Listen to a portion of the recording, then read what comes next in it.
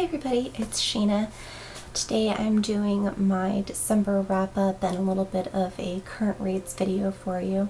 I'm not doing a Christmas haul just because I have not had Christmas yet. I was sick all of Christmas week, and the video that I actually posted for that week was pre-recorded. I started feeling pretty crummy right after I recorded that.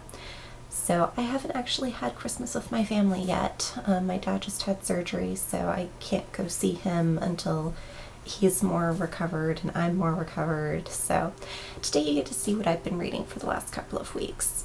I read 6 books in December. Most of them were either ebooks or audiobooks. The first one on my list was The Man in the Iron Mask by Alexandre Dumas. This is the 3rd book in the D'Artagnan romances. I really love The Three Musketeers. It's one of my all-time favorite books, but I feel like the books kind of went downhill a little bit after that. The characters tend to get more bitter as they get older, and there were some things that happened in the 3rd book that just made me very, very upset. Can you give spoilers for a classic? Is that even possible? But anyway, there were some things that happened towards the end that just made me very unhappy with one of the characters, and it kind of ruined the end of the series for me. But overall, I really do love all of 3 of those books, and I would give The Man in the Iron Mask 3 out of 5 stars. The second book on my list I listened to on audio, and it was Gone Girl by Gillian Flynn. This book is kind of a mixed bag for me. I felt compelled to listen to it. I wanted to see how the story ended. It was just so interesting and warped and twisted. But I absolutely hated all of the characters. I wanted to punch every single one of them in the face. I could not stand them. And there were a couple times where I thought about not finishing the book because of the characters. But I had to know how this twisted, convoluted mess turned out in the end. So I did read it. I guess it's a 3 out of 5 star read, since there were things that I loved about it and things that I hated about it, so it kind of falls right in the middle there. But it was just a very strange read for me, and it makes me kind of hesitant to read anything else by Gillian Flynn, so I may or may not go through some of her other books. I've heard that they're really good. I've heard all of her plots are they really pull you in the way that Gone Girl did, but I'm not sure that I would really enjoy the experience. 3rd book on my list I'm not going to talk about too much because I already did a book talk about, which I will link to up here, maybe over here, and that is Lyre of Dreams by Libba Bray. This was a 5 out of 5 star read for me. I absolutely loved it. If you have not read this series yet, or if you haven't read this volume yet, then you need to go get it ASAP. It is so good. My next book was also an audiobook, and it was The Scandalous Sisterhood of Prickwillow Place by Julie Berry. It sort of rides in the middle between middle grade and young adult. It's really, really good. I've described it a couple of times on this channel, but basically it's about these 7 girls at a finishing school in England, and their headmistress and her brother suddenly drop dead at the dinner table.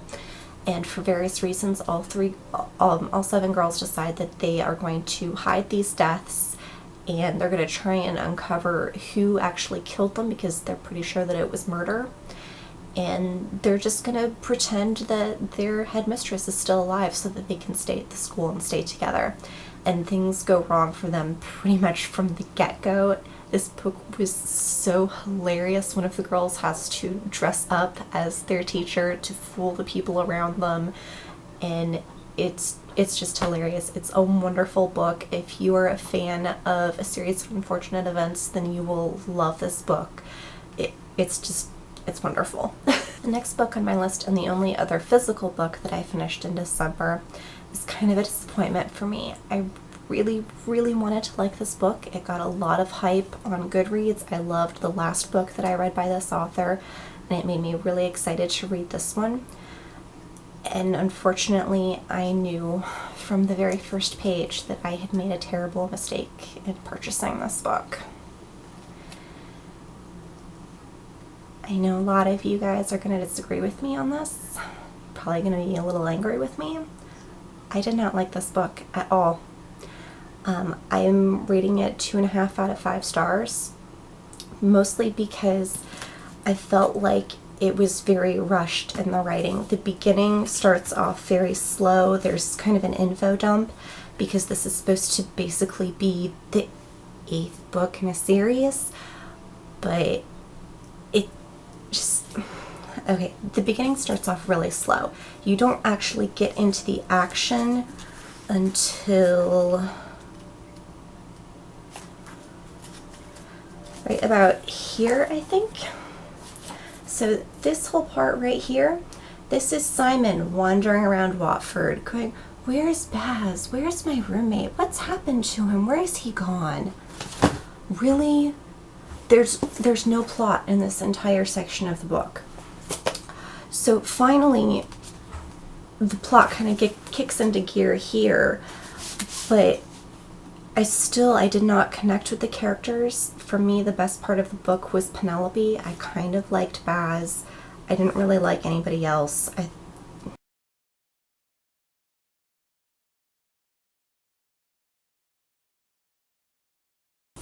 Like I said, I felt like the writing was just very rushed. I found a couple of continuity problems in here where things just changed from the beginning of the book to the end of the book. I thought that the plot didn't really kick into gear until we were getting to the rising action for the climax. And then once we hit that climactic point, it just kind of fell apart after that. This is not my favorite book of the year. This is the biggest disappointment I've had this year in terms of books that I was looking forward to reading and that just kind of let me down. So this book is going to get unhauled at some point in 2016. The last book on my list actually was better than I thought it was going to be, and that is The Fortune Hunter by Daisy Goodwin. And I've talked about this one a little bit before. I picked this book up mostly because of the cover. I think that the cover is really, really pretty, and every time I pick it up, I read the back, and I'm like, oh, I probably won't enjoy that, and put it down again. But it ended up on my Overdrive wish list, so I found it on there. It was something that was available for me to check out, so I listened to it, and it was actually a lot better than I thought that it would be. The Goodreads summary for the story is actually a little bit misleading. One of my hot button topics is actually infidelity. That bothers me a lot in books. Like if you're married to someone and then you cheat on them, or cheating on a boyfriend or girlfriend, that whole love triangle aspect when you're in a committed relationship, that really bothers me. Like, just be upfront and tell the person, okay? That really makes me crazy. So I didn't think I was going to enjoy this book because it's all about this guy named Bay Middleton who falls in love with 2 women, and one of them is named Charlotte Baird, who I love Charlotte. She's actually wonderful. This takes place in Victorian England, and Charlotte is an amateur photographer, and one thing that she really enjoys doing is photo manipulation. So she has this portrait that you see her working on in the opening sequence, where she has taken a portrait of the royal family and superimposed animal heads onto all of the members of the royal family, and that's what she does for fun. But the other person that Bay falls in love with is Sisi, the Empress of Austria, and just the whole dynamic of, he says that he's in love with Charlotte, but he's with the Empress, and he didn't really grow a pair, to be honest, with either of them. That just really bothered me. And the resolution ended up coming out okay. I was happy with the way that the book ended, but I kept waiting for it to just kind of cross the line on that, and it didn't, which surprised me. So I enjoyed it more than I thought that I would. I give that one about 3 out of 5 stars. And oddly enough, that book actually ties in with one of the books that I'm listening to right now. I actually just started listening to Hetty's Folly on audio yesterday. And if you're not familiar with this book, it is a biography of Hedy Lamarr, who is an American actress, or was an American actress in the 30s and 40s, but she was also an amateur inventor and scientist. And she had a very big impact on World War II, and she was Austrian, and sort of her first major breakout role that made her famous was playing Sisi the Empress of Austria in a series of films that were made in the 30s.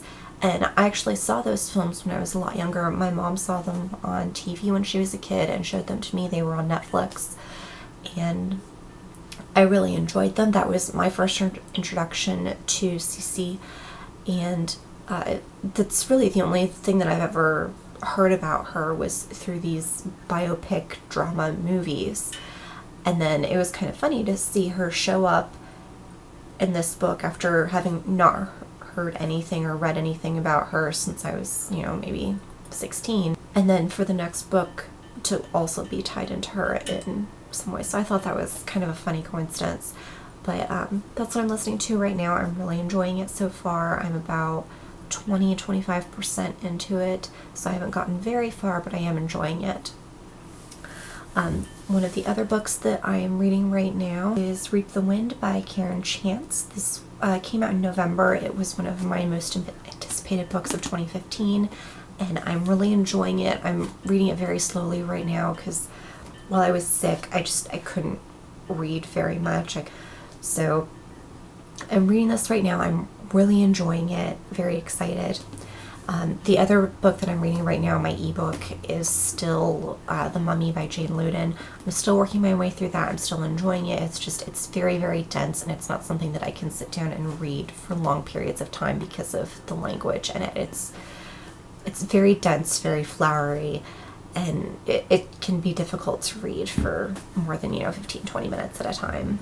Okay, and the last book that I kind of started reading, but I'm putting off until I finish Reap the Wind.